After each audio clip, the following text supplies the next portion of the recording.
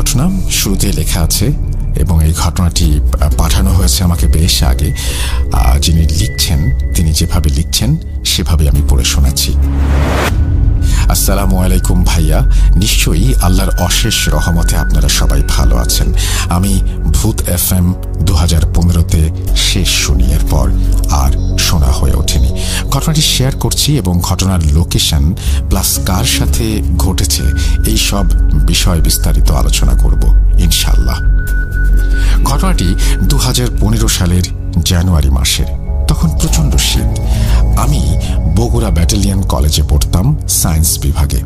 আমি প্রথমে কলেজের পাশেই থাকতাম 2014-তে নিশিন্দারা উপশহরে। পরে আমার এক ক্লাসমেটের কথায় বৃন্দাবন পাড়া নামক একটা জায়গায় একটা মেসে উঠি। অবশ্য ওঠার আগেও আমাকে বলেছিল, বন্ধু দেখ, জায়গাটা কিন্তু খুব ভালো না, পাশেই কবরস্থান, রুম প্রতি একজন, তুই থাকতে পারবি? আর আমাদের কলেজে যাওয়ার পথটাও কিন্তু কবরস্থানের পাশ দিয়ে। আমরা মোটামুটি সবাই জানি কবরস্থান জায়গাটা বেশ নিরাপদ, কিন্তু ওইখানের ওইটা বেশ মর্মান্তিক। ওখানে নাকি এর আগেও অনেক ঘটনা ঘটেছে।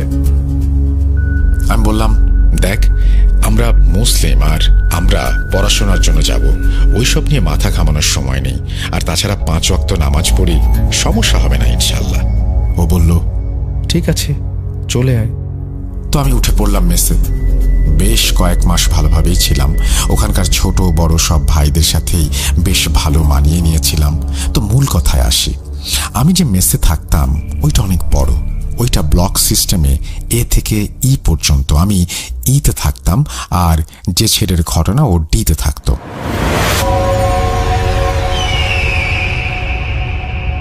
আমরা একসাথে নামাজ পড়তাম। ও আমাদের কলেজের 10ম শ্রেণীতে পড়ত। ছেলেটা অনেক ভালো আর নরম স্বভাবের। তো একদিন সন্ধ্যায় মাগরিবের নামাজের পর ছেলেটা মেসে ঢোকে।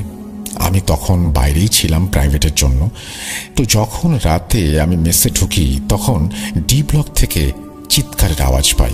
অসম্ভব জোরে চিৎকার হচ্ছিল আর কোরআন তেলাওয়াতের শব্দ পাচ্ছিলাম।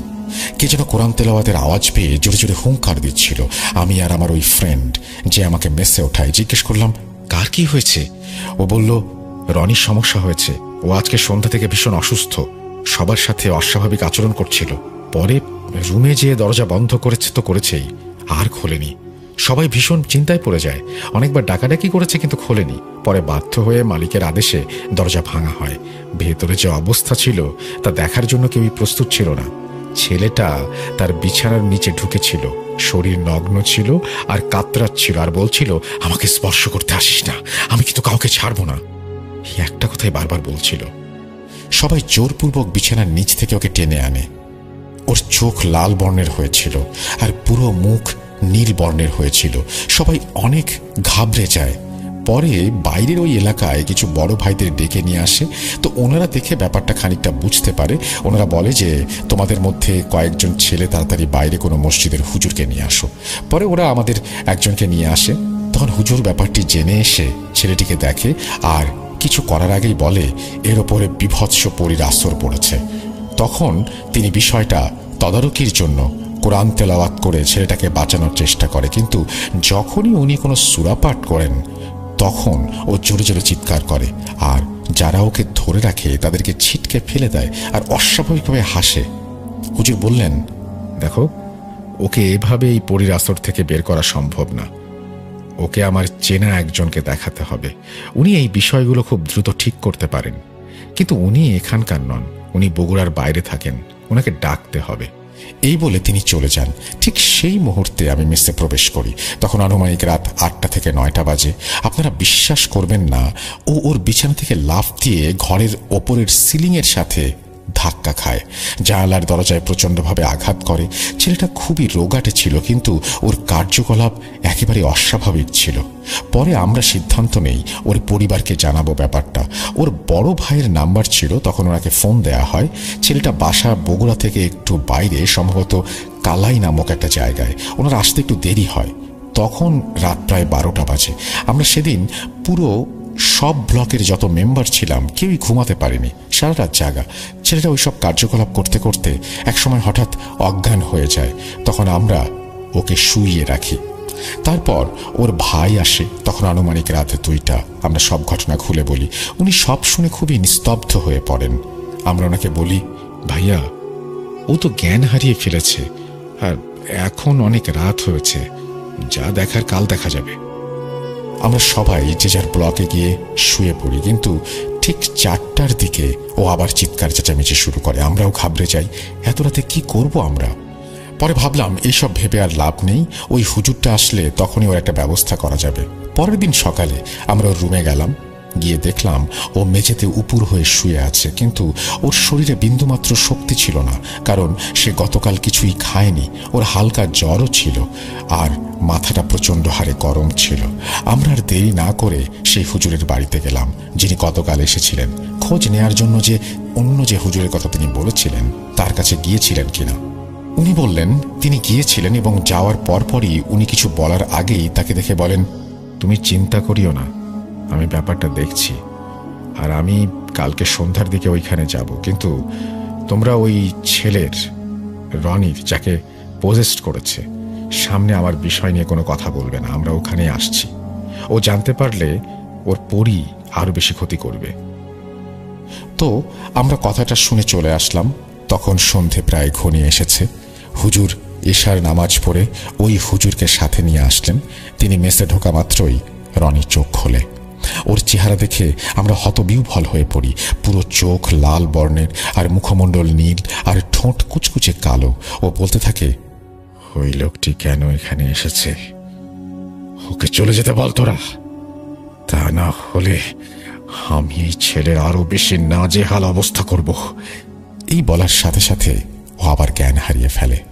হুজুর এসে আমাদেরকে বলে, তোমাদের মধ্যে কোনো 2 জন আসো আমার সাথে রুমের মধ্যে, ওকে শক্ত করে ধরে রাখো, আর একটি গ্লাসে পানি দাও। তখন আমরা ওনাকে পানি দিলাম। উনি গ্লাসে কিছু কোরআনের আয়াত পড়ে ফোঁ দিলেন। আমি আর রনির বড় ভাই, এই 2 জন ওকে নিয়ে রুমে প্রবেশ করি। বাকিরা কেউ অবশ্য আসতে চাইছিল না। আমাদের পেছন পেছন হুজুর প্রবেশ করেন। তারপর হুজুর বলেন রুমটা অন্ধকার করার জন্য। আমরা তার কথা মতো তাই করলাম। মোমবাতি জ্বালিয়ে দেয়া হলো। এরপর শুরু হলো পরীর সাথে হুজুরের কথোপকথন। হুজুর রুকাইয়া শুরু করলেন। 2 মিনিটের মধ্যেই আবার জ্ঞান ফিরে ও ছটফট করতে থাকে। আমরা ওকে শক্ত করে ধরে রাখি। রনি তখন বলে, তোমাদের যা করবার করো, কিন্তু আমি নাছোড় বান্দা। এই ছেলে যে ভুল করেছে, এইটার বিহিত করতেই হবে। হুজুর তখন বলে, কি করেছে ছেলেটা? ও তখন চুপচাপ ওনার দিকে তাকিয়ে থাকে, কিছুই বলে না, শুধু রাগান্বিত চেহারায় হাসতে থাকে। তখন হুজুর গ্লাস থেকে কিছুটা পানির ফোঁটা হাতে নিয়ে ওর মুখে মারা মাত্রই ও চিৎকার করে ওঠে, এবং এমন ভাবে আমাদের ধাক্কা দেয় আমরাও আটকে রাখতে পারি না। 2 জন 2 দিকে ছিটকে পড়ি। তখন ডিরেক্ট গলায় হাত দিয়ে সে আত্মহননের চেষ্টা করে। আমরা ওকে 2 দিক থেকে টেনে সরাতে চাই, কিন্তু পারি না। হুজুর আয়াতুল কুরসি আর দোয়া ইউনুস পড়তে থাকেন, আর হাত দিয়ে ওকে সরাতে থাকেন।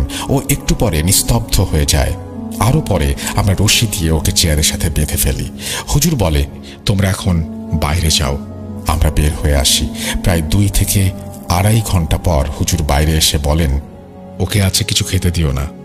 ও গতকাল বিকেলে গোরস্থানের একটা জায়গায় পা দিয়ে কোনো একটা জিনিস ছিটকে ফেলে দেয়। হয়তো সেইটা ওর সামনের দিকে ছিল, ও খেয়াল করেনি। আর ওখানেই ওই পরীটা ছিল, যেটা ওই পরীটার মোটেও ভালো লাগেনি। সেই জন্যই ওকে পজেস্ট করেছে।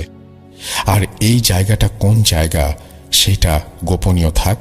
আর ও, আমি আর রনির বড় ভাই ওখানে থাকার কারণে কিছু বলছিল না। তোমরা যাওয়ার পরে আমাকে সবকিছু পরিষ্কারভাবেই বলে। তারপর হুজুর চলে যায়। পরে আমরা সবাই রুমে ঢুকি, দেখি ও বিছানায় জ্বরে কাতরাচ্ছে। আমাদেরকে আর ওর বড় ভাইকে দেখে ও ভীষণ ঘাবড়ে যায়। আপনারা এত মানুষ এখানে, কি হয়েছিল? আমরা আর কিছু না বলে ওকে খাইয়ে দেই। খেয়ে জ্বরের ওষুধ খেয়ে ও ঘুমিয়ে যায়। পরের দিন ও আল্লাহর রহমতে সুস্থ হয়। ওই ঘটনার পর আমরা গোরস্থানের ওই রাস্তা দিয়ে যাওয়া আসা বন্ধ করে দিয়েছিলাম, আর কেউ ওদিকে যেতাম না। তো ঘটনাটি কেমন ছিল অবশ্যই জানাবেন। আর এটা পুরোপুরি সত্য ঘটনা, যার কারণে হয়তো খুব বেশি টুইস্টও নেই, কিন্তু আশা করি আপনাদের ভালো লাগবে ঘটনাটি। অনেকের ঘটনার সাথে খানিকটা মিলেও যেতে পারে। বগুড়ায় যারা আছেন লিসনার্স সবাইকে আমার অনেক অনেক ভালোবাসা, আর যারা আছেন দেশের বিভিন্ন প্রান্তে তাদেরকেও অনেক ভালোবাসা ও শ্রদ্ধা। আমি অনেক ব্যস্ত থাকি কাজের প্রেসারে, যার কারণে আর শুনতে পারি না ভূত FM। ভালো থাকবেন। আসসালামু আলাইকুম। অনেক অনেক শুভকামনা ভূত.com এর প্রতি। আল্লাহ হাফেজ। এই বলে তিনি তার ঘটনা শেষ করেছেন। থ্যাংক ইউ ভেরি মাচ আপনার স্টোরির জন্য। আমরা অনেক ধন্যবাদ জানাই। আশা করছি এই ঘটনাটি আপনাদেরও ভালো লেগেছে। আমরা চলে যাব আমাদের পরবর্তী ঘটনায়।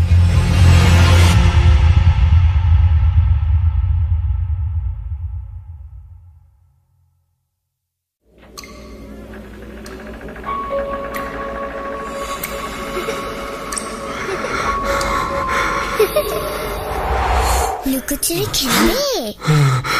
লুকোচুরি তুমি লুকাও, আমি ঠিকই তোমাকে খুঁজে পাবো।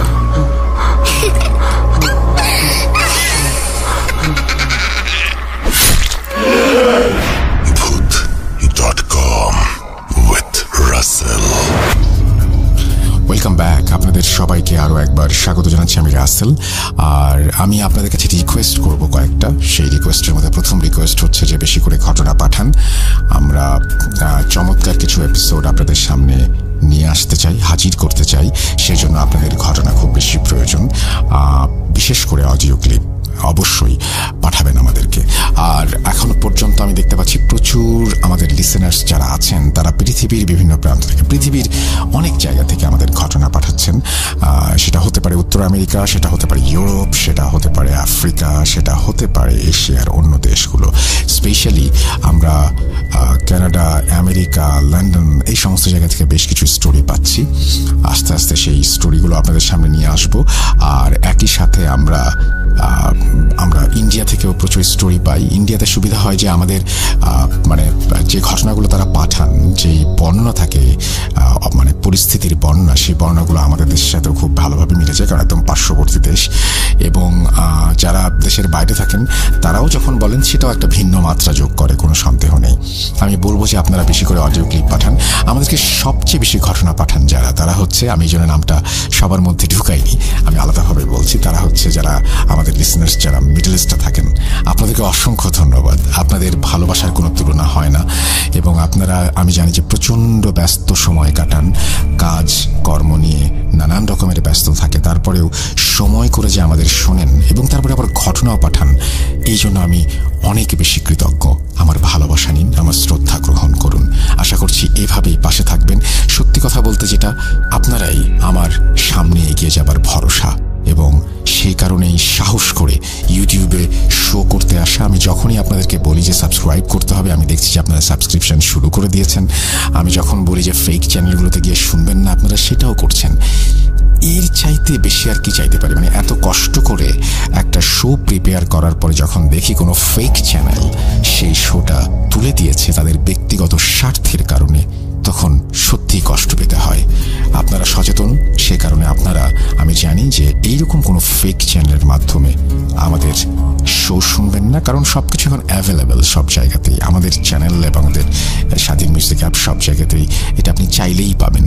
সুতরাং অন্য কোথাও যাবার তো কোনো দরকার আমি অন্তত দেখি না। যাই হোক, আমি চলে যাব আমাদের পরবর্তী ঘটনায়। আশা করছি এই ঘটনাটিও আপনাদের ভালো লাগবে। যদি ভালো লাগে অবশ্যই আমাকে জানাবেন।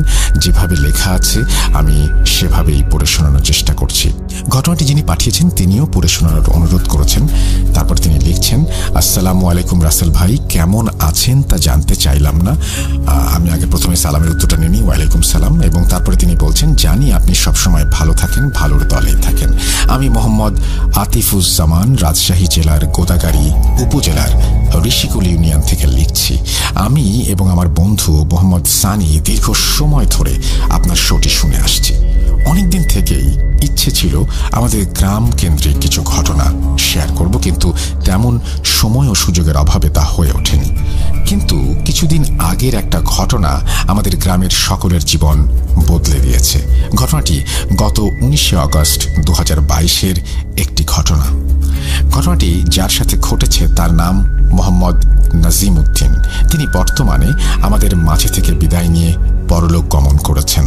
গত 26শে আগস্ট 2022 সকলে তার মাগফিরাতের জন্য দোয়া করবেন। আমি আর কথা না বাড়িয়ে সরাসরি ঘটনায় চলে যাচ্ছি। মোহাম্মদ নাজিম উদ্দিন আমাদের গ্রামের একজন যুবক ছেলে, বয়স 22-23 হবে। পেশায় সে ছিল একজন অটো চালক। 1 বছর হলো তিনি বিয়ে করেছেন এবং 21 দিন হলো তার ঘর আলো করে একটি ছেলে সন্তান জন্ম নিয়েছে। সঙ্গত কারণে আমি তার স্ত্রী এবং সন্তানের নাম এখানে প্রকাশ করছি না।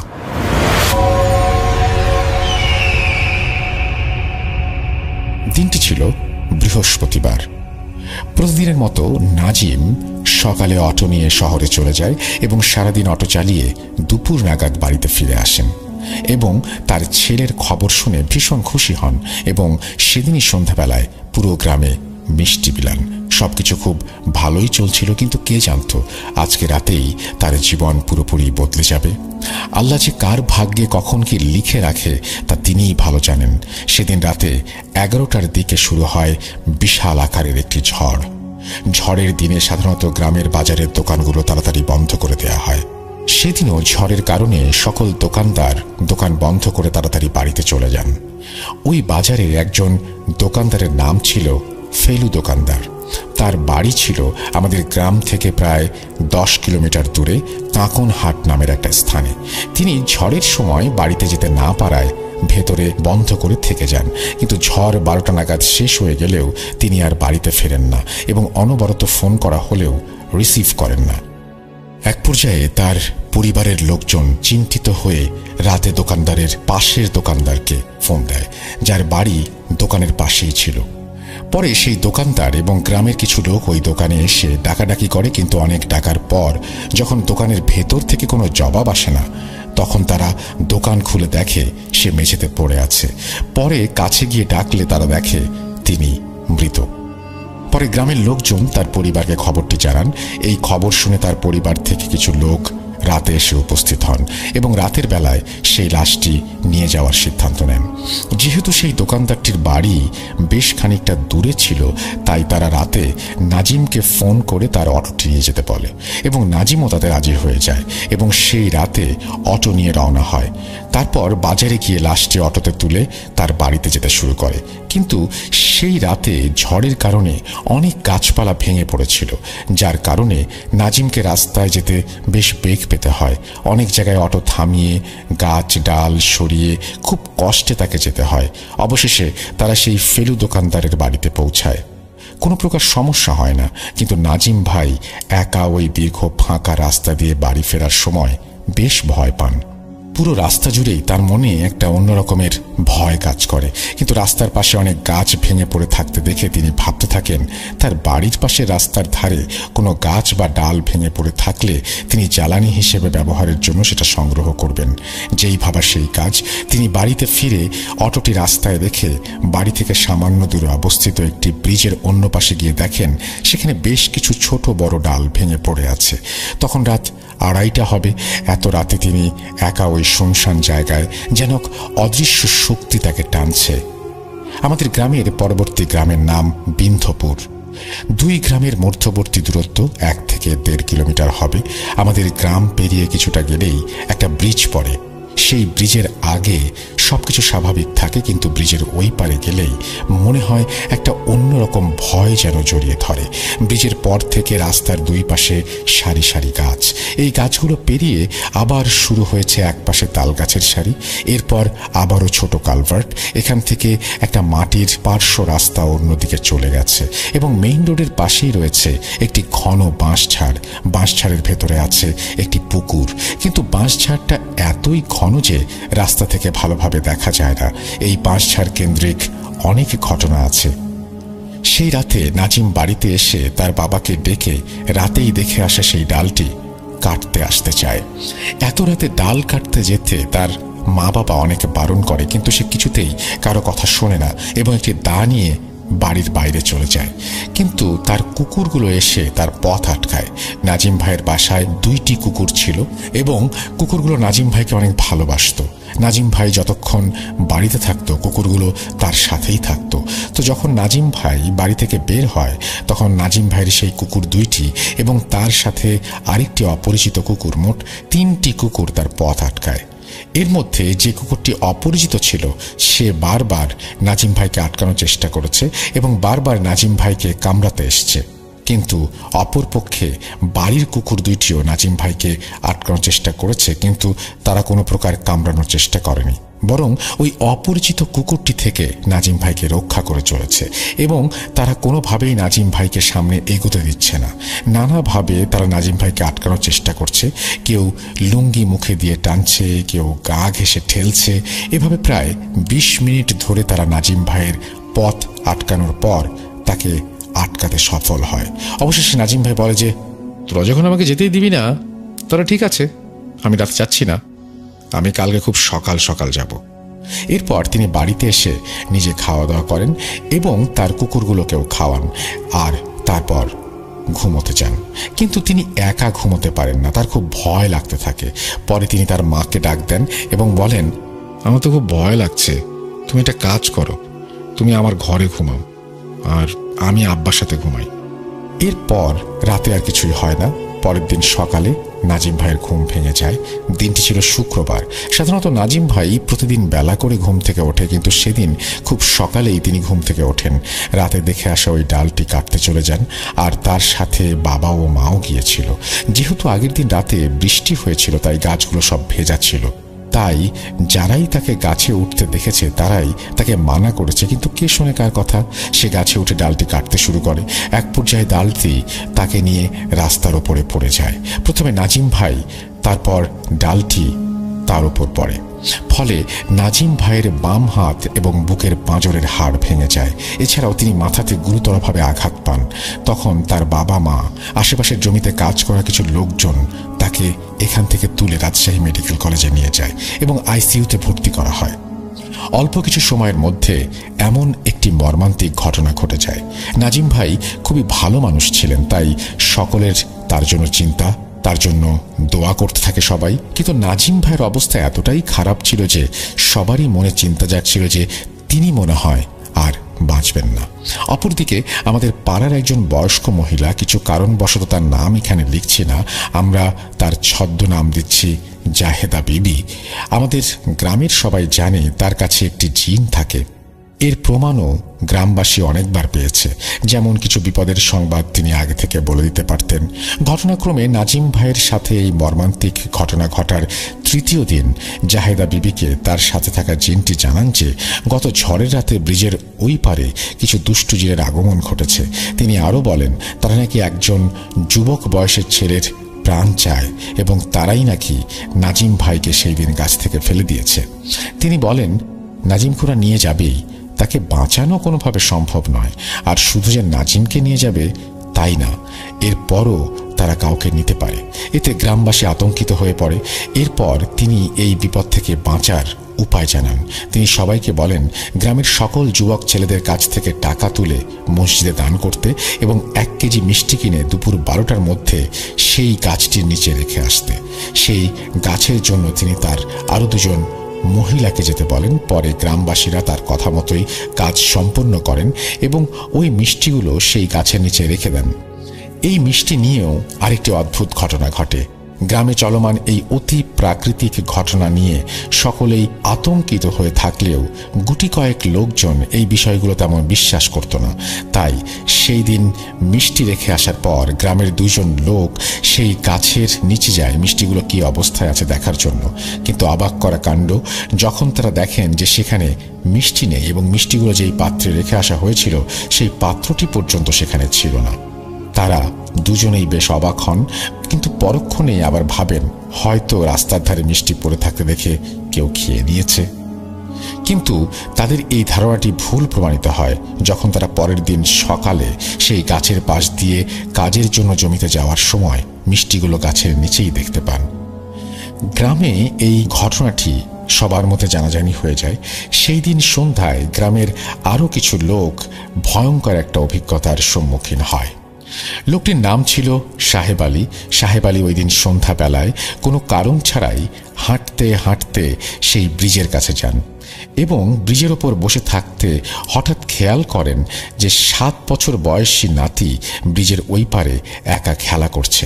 প্রথমে খানিকটা অবাক হলেও পরক্ষণে ভাবলেন খেলতে খেলতে মনে হয় চলে এসেছে, তাই কোনো রকম ধমক না দিয়ে বলেন, ওই তুই এখানে এই সন্ধ্যায় কার সাথে আসলি, আর তোর কানে আজান যায়নি? কিন্তু তার নাতি তার কোনো কথারই উত্তর দেয় না। এক পর্যায়ে তিনি তার নাতির ওপর ক্ষিপ্ত হয়ে তার নাতির কাছে গিয়ে হাত ধরে টানতে টানতে বাড়িতে আনতে শুরু করেন। এভাবে যেতে যেতে যখন তিনি ব্রিজটি পার হন তখন তিনি হঠাৎ থমকে দাঁড়ান। কোথায় তার নাতি? তিনি তো একা, দূর দূরান্তে কেউ নেই, কাউকে দেখা যাচ্ছে না। অথচ তার ঠিক মনে আছে ব্রিজে ওঠার সময় তিনি তার নাতির হাত ধরেছিলেন। তিনি ওই মুহূর্তে প্রচণ্ড ভয় পেয়ে যান এবং আল্লাহর নাম নিয়ে জোরে এক দৌড়ে বাড়িতে পালিয়ে যান এবং বাড়িতে গিয়েই জ্ঞান হারান। পরে এই বিষয়টি জানাজানি হলে গ্রামের লোকজন আরও আতঙ্কিত হয়ে পড়ে। এই সময় জাহেদা বিবি সবাইকে বলেন যে আমাদের পাড়ার কোনো ছেলে যেন সন্ধ্যার পর ওই ব্রিজের ওই পারে বা ব্রিজে না বসে। যদি কেউ ওই ব্রিজের ওপরে বসে তাহলে ওই জিনগুলো তাদেরকে নিচে পানিতে ফেলে দেবে, আর সেখানে একবার পড়লে সেখান থেকে আর ফিরে আসার কোনো সুযোগ থাকবে না। এখানে বলে রাখি, ওই ব্রিজটির নিচে একটি বড় জলাশয় রয়েছে। পুরো বছরই প্রায় ভরা পানি থাকে। এরপর থেকে সন্ধ্যার পর আর কেউ ব্রিজে যেত না। এরপর থেকে আর তেমন কোনো সমস্যা হয়নি। এভাবে দেখতে দেখতে পুরো 8টি দিন চলে যায়। দিনটি ছিল 26 আগস্ট 2022। সেই দিন বিকেলে আমাদের ঋষিকুল মাঠে গার্লস স্কুলে নতুন ভবন উদ্বোধন উপলক্ষে একটি প্রোগ্রাম হচ্ছিল। আমরা সকলেই সেখানে উপস্থিত ছিলাম। এমন সময় নাজিম ভাইয়ের মৃত্যুর সংবাদ আসে। এই কথা শোনার পর আমাদের পায়ের নিচ থেকে মাটি সরে যায়। পুরো গ্রামে যেন একটা শোকের ছায়া নেমে আসে। গ্রামে অনেক লোক মারা গিয়েছে, কিন্তু গ্রামের লোকজন কখনো এতটা ভেঙে পড়েনি। রাত 10টার দিকে নাজিম ভাইয়ের লাশটি বাড়িতে আসে এবং রাত 11টায় তার জানাজা অনুষ্ঠিত হয়। তারপর 11:30-এ তার মাটি হয়। এইটাই ছিল ঘটনা।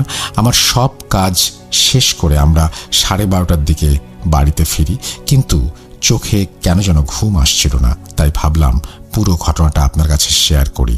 তাই ঘটনাটি লিখে ফেললাম। লেখার মাঝে অনিচ্ছাকৃত ভুল হলে ক্ষমা করবেন। ঘটনাটি পছন্দ হলে লিসেনারদের কাছে শেয়ার করবেন প্লিজ। আমি আশা করি ঘটনাটি আপনার এবং লিসেনারদের ভালো লাগবে। অবশেষে আমি আতিফুজ্জামান ঘটনার স্থানগুলো, ছবি এবং মোবাইল নাম্বার শেয়ার করছি। তারপরে তিনি শেয়ারও করেছেন। আমার কাছে একটাই প্রশ্ন, যে এই যে ঘটনাটি আমরা শুনলাম, এই ঘটনাটি আপনাদের কাছে কতটুকু মনে হয় যে এটা কত % প্যারানর্মাল বা কত % একটা জাস্ট একটা অ্যাক্সিডেন্ট হওয়ার সম্ভাবনা রয়েছে? এই প্রশ্নটা আমি আপনাদের কাছেই রাখলাম এবং এই প্রশ্নটা রেখেই আমি চলে যেতে চাই আমাদের পরবর্তী ঘটনায়। আশা করছি পুরোটা সময় আমাদের সঙ্গে থাকবেন। চলুন পরের ঘটনায় যাওয়া যাক।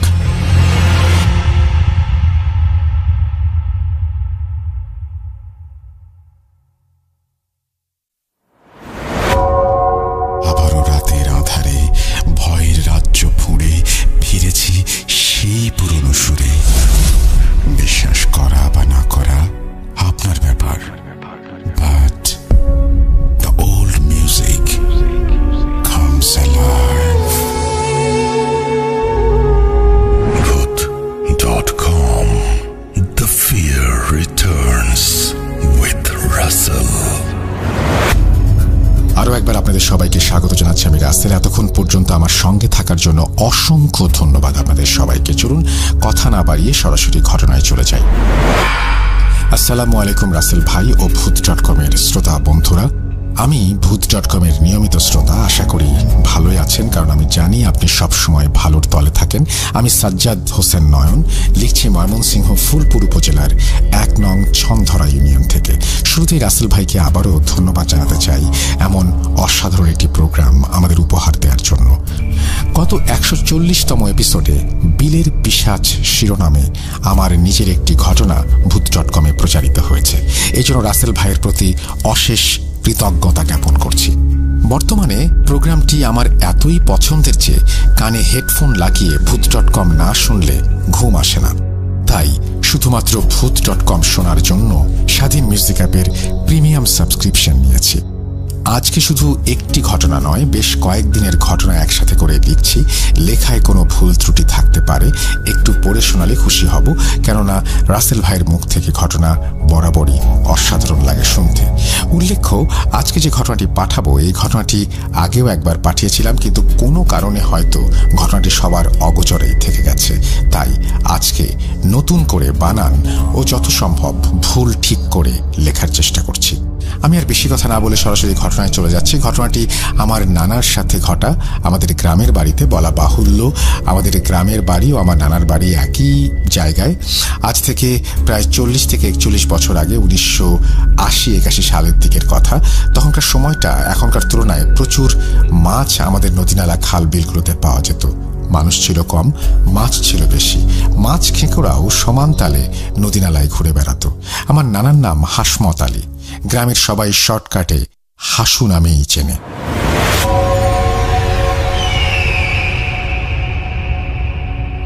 তখনকার সময়ে মাছ ধরাটা একরকম নেশাই ছিল।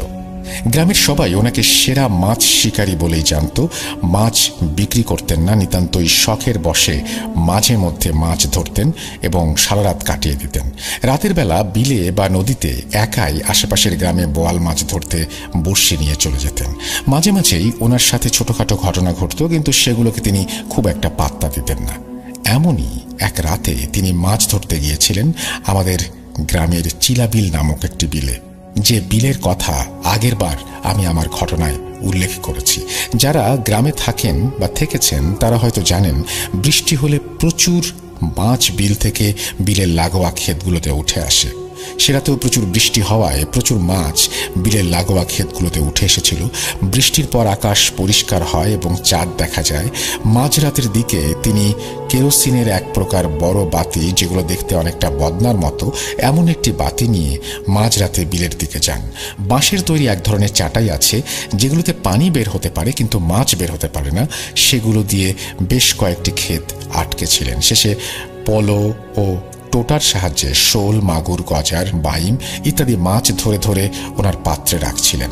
খুব মনোযোগ সহকারে মাছ ধরছিলেন বলে চারিদিকের পরিবেশ কেমন সেটা তিনি আর খেয়াল করেননি। কিন্তু হঠাৎ খেয়াল করলেন, এত মাছ ধরা পড়ার পরেও ওনার পাত্রে মাছ নেই। এত মাছ ধরছেন কিন্তু ওনার পাত্র খালি। তিনি তৎক্ষণাৎ কিছুটা বুঝতে পেরেছিলেন কিছু একটা আছে আশেপাশে, যেহেতু এসব বিষয় আগে থেকেই তার জানা ছিল। নানা আর দেরি না করে সোজা বাড়ির পথে হাঁটা ধরলেন। তখন মাঝরাত, যেহেতু জ্যোৎস্না আছে তাই তিনি মাছ ধরার কেরোসিন বাতিটা নিভিয়েই হাঁটছিলেন। যখন বাড়ির কাছাকাছি চলে এলেন, ঠিক এই সময় ওনার সামনে একটা ছায়ামূর্তি এসে দাঁড়ালো এবং তিনি স্পষ্ট দেখতে পেলেন বিশালাকার কেউ একজন ওনার সামনে দাঁড়িয়ে ওনার দিকেই তাকিয়ে রয়েছে। নানা বাস্তবিকভাবে অনেক সাহসী ছিলেন এবং ছায়ামূর্তির মুখের দিকে তাকানোরও চেষ্টা করেছিলেন, কিন্তু তার মুখমণ্ডলটা এতটাই ওপরে ছিল যে এবং এতটাই জ্বলজ্বল করছিল যে চোখ ছাড়া আর কিছুই বোঝা যায়নি। তিনি এতে না ঘাবড়ে গিয়ে এক দৃষ্টিতে কিছুক্ষণ তাকিয়ে রইলেন ঝুলন্ত ছায়ামূর্তিটার দিকে। হঠাৎ চোখের পলক পড়তেই সামনে থেকে ছায়ামূর্তিটা উধাও হয়ে কোথায় যেন চলে যায়। নানা প্রচণ্ড রকমের ঘাবড়ে যান এবং দেরি না করে ঝটপট দোয়া পড়তে পড়তে বাড়ি চলে আসেন। পরের দিন মাছ ধরতে তার সাথে নিয়ে গেলেন ওনার চাচাতো ভাই হাবিব নামের একজনকে, যাকে সবাই হাবি নামে চেনে। সেদিন ওই দুজনের সাথে একই ঘটনা ঘটে। মাছ ধরে পাত্রে রাখছেন কিন্তু পাত্রে কোনো মাছ থাকছে না। ঠিক ওই মুহূর্তে হাবি নানা যা দেখলেন, নানার মাছের পাত্র থেকে সাদা চাদর মুড়োনো কিছু একটা যেন একটা মাছ নিয়ে পাশের ক্ষেতের আইলে বসে চপচপ করে খাচ্ছে। স্বাভাবিকভাবে হাবি এই দৃশ্য দেখা মাত্রই ভয় পেয়ে যান। নানাকে জানালেও নানাও সেদিকে তাকান এবং আগের রাতের কথা তার মনে পড়ে যায়। হাবি নানা যেহেতু নানার চেয়ে অনেক বয়সে ছোট ছিল, তাই উনি যেন ভয় না পায়, যেন নানা নিজের মনে সাহস এনে হাবি নানাকে বলল, এইসব কিছু না, ওদ ওদ ওদ হচ্ছে ভোদর জাতীয় মাছ খেকো প্রাণী। ওকে ওর মতো করে খেতে দে আর চল বাড়ি ফিরে যাই। এই বলে নানা হাবি নানাকে নিয়ে ক্ষেত থেকে ডাঙায় উঠে যান। যখনই তারা পানি থেকে ওপরে উঠলেন, মনে হচ্ছে যেন বিলের ওপর দিয়ে জলোচ্ছ্বাস বয়ে যাচ্ছে, আর কি যেন বলছে, আজকেও মাছ দিলি না, আজকেও না, আজকে সাগরের ঢেউ এত গর্জন করে না যত গর্জন বিলের পানিতে হচ্ছিল ওই সময়। এরপর কাল বিলম্ব না করে নানা হাবি নানাকে নিয়ে প্রায় দৌড়ে চলে আসেন বাড়ির দিকে। মনে হচ্ছিল কেউ যেন তাদের পিছু নিয়েছে। বাড়ির ঠিক কাছাকাছি এসে হাবি নানা পেছন দিকে তাকিয়ে যা দেখেন তা তিনি জীবনেও ভুলতে পারবেন না। তিনি পিছন তাকিয়ে দেখেন ছুটে আসছে চাঁদের আলোতে স্পষ্টভাবে তার চেহারা দেখা যাচ্ছে। সে ছিল অনেক লম্বা আর কপালে একটা চোখ ছিল, চোখ দুটো ছিল বুকের মধ্যে। এই দৃশ্য দেখার পরে তিনি আর নিজেকে সামলাতে পারেননি, সেখানেই জ্ঞান হারিয়ে ফেলেন। নানা কোনোভাবে হাবি নানাকে টেনে হিঁচড়ে বাড়িতে নিয়ে এসে ধপাস করে পড়ে যান। তখন ফজরের আজান হয় এবং চারিদিকে আলো ফুটতে শুরু করে। এরপর দিনের বেলা জ্ঞান ফিরলে হাবি নানার জন্য গ্রামের হাকিম মুন্সি নামের এক হুজুরের কাছ থেকে পানি পড়া ও তাবিজ নিয়ে আসা হয়। হুজুর বলেছিলেন, তোমাদের পিছু নিয়েছিল মাছ খেঁকো এক ধরনের জিন। কোনো কারণে সে তখন মাছ শিকার করতে অক্ষম ছিল। তার হাতে পড়লে হয়তো অনেক ক্ষতি হতে পারত। যাই হোক, তাবিজ দিচ্ছি, যেখানেই যাবে তাবিজ সাথে রাখবে, আল্লাহর রহমতে কিছুই হবে না। ঘটনা এখানে শেষ হলে ভালোই হতো, কিন্তু এই ঘটনার রেশ আমাদের নানাকে নিঃস্ব করে দেয়।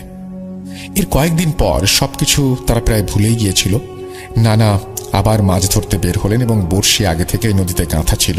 তিনি প্রায় মাঝরাতের দিকে বাড়ির পাশের নদীতে গেলেন। গিয়ে দেখলেন একটা বড় ছিপ বাঁকা হয়ে নাড়াচাড়া করছে।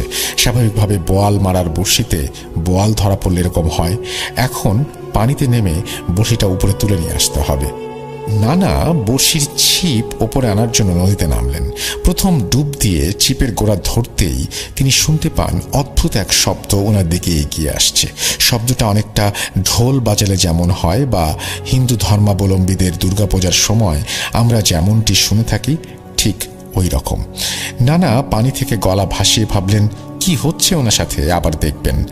দ্বিতীয় ডুব দিতেই উনি শুনতে পান সেই শব্দগুলো একদম কাছে চলে এসেছে। এবার তিনি সব বুঝতে পারেন এবং দেরি না করে তাড়াহুড়ো করে ওপরে উঠে বাড়ির পথে হাঁটা ধরেন।